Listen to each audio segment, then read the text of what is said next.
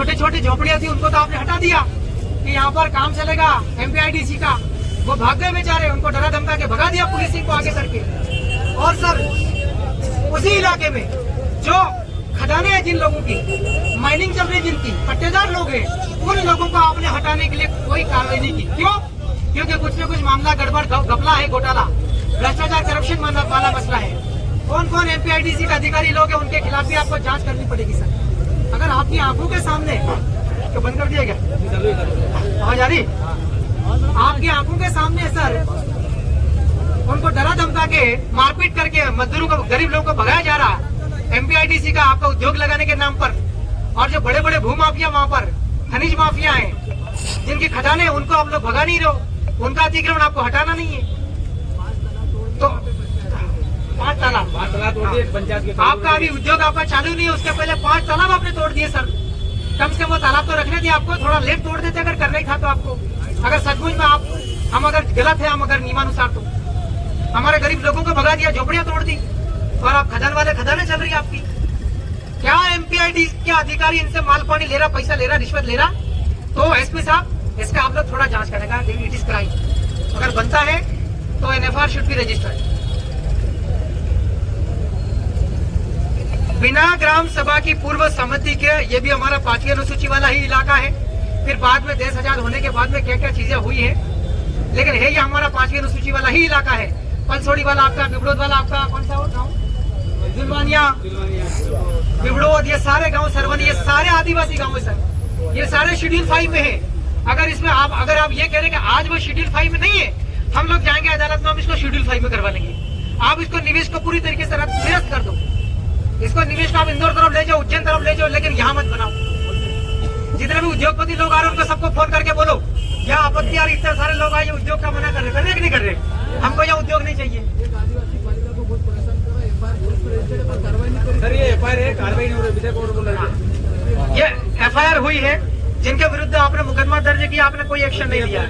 और अभी भी आरोपी अभी उसका मोबाइल चालू है, रोज परेशान कर रहा हूँ। आपने उसको गिरफ्तार नहीं किया है। इसको संरक्षण किसका मिल रहा है उसकी जांच की जाए सर। कौन से थाना प्रभारी है?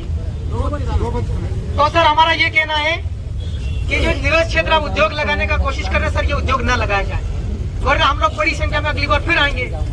इसलिए इसको बैठ करके निराकरण किया जाए। इसको शिफ्ट कर दो, बोले इधर कहीं लियो बोले। ये निवेश जो है वो हमारे जो आदिवासियों के लिए कानून बने उनका सीधा सीधा उल्लंघन है, उनके विरोध में है। जो आपने अधिग्रहण संबंधी जो प्रयास कर रहे हैं, आप लोग कार्रवाई कर रहे हैं, ये गलत है। आपने हस्तांतरित कर लिया है इसका, ये भी आपका असंवैधानिक है, इलीगल है।